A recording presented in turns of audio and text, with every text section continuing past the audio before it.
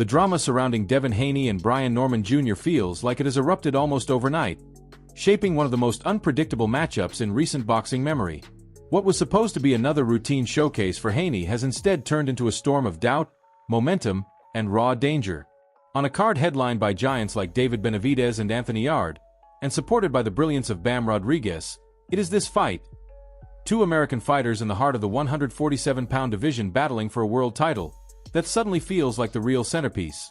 And for the first time in a long time, Devin Haney walks into a ring not surrounded by confident praise, but under the shadow of deep uncertainty. Haney stands as a two-division champion chasing history by entering a third weight class. His ambitions are admirable, his resume long for someone so young, and his technical skills undeniable. But stepping into 147 against a hungry, undefeated power puncher like Brian Norman Jr. has exposed cracks that fans and experts can no longer ignore. Norman, a quiet but relentless force, rose suddenly by winning and then defending his title. He didn't arrive with the noise Haney did, but he arrived with something more important: knockout power, confidence, and a fighter's soul untouched by fame or image. Much of the unease around Haney comes not from who he was, but from who he has recently become. His last two performances left fans questioning his evolution, his composure, and even his authenticity. His disastrous showing against Ryan Garcia still haunts him.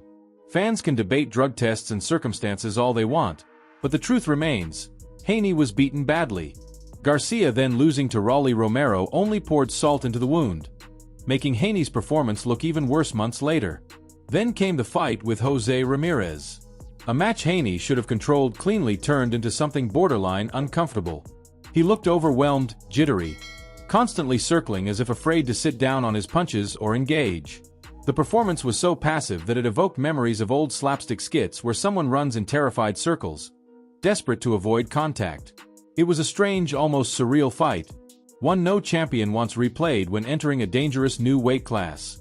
Against that backdrop stands Brian Norman Jr., a fighter who doesn't play games in press conferences, doesn't smile for the cameras, and doesn't pretend to be anything he's not.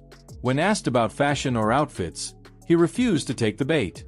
He didn't joke or throw forced sound bites.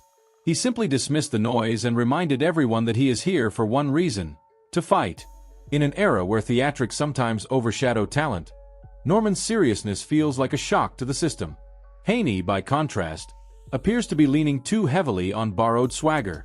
His phraseology, the lines he recites, the energy he projects, everything feels pulled from fighters of past eras.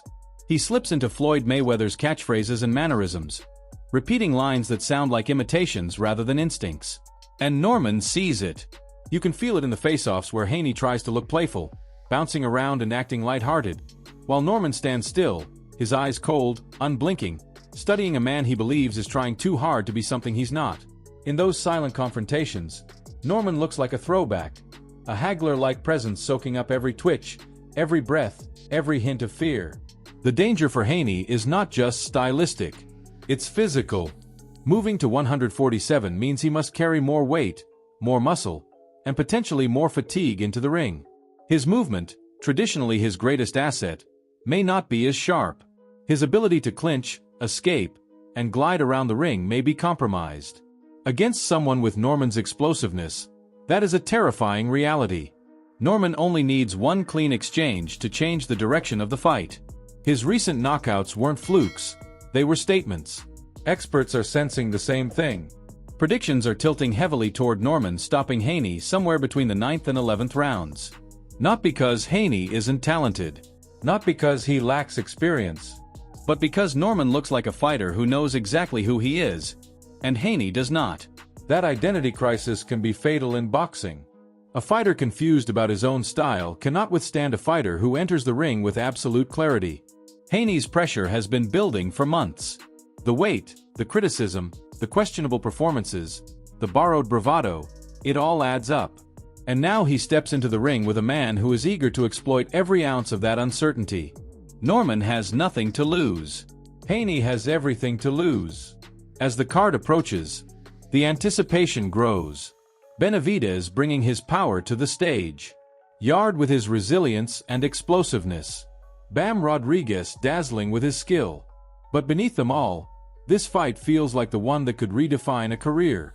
Either Haney reclaims his aura by beating a dangerous young champion in a heavier division, or Norman announces himself as the next American star with a victory over a man many believed was destined for greatness. The stakes are enormous, and the pressure is crushing. Haney didn't choose this fight. He fell into it, pushed by circumstances, timing, and the momentum of a sport that rarely forgives. Norman, meanwhile, walks into the spotlight fully aware of the opportunity in front of him.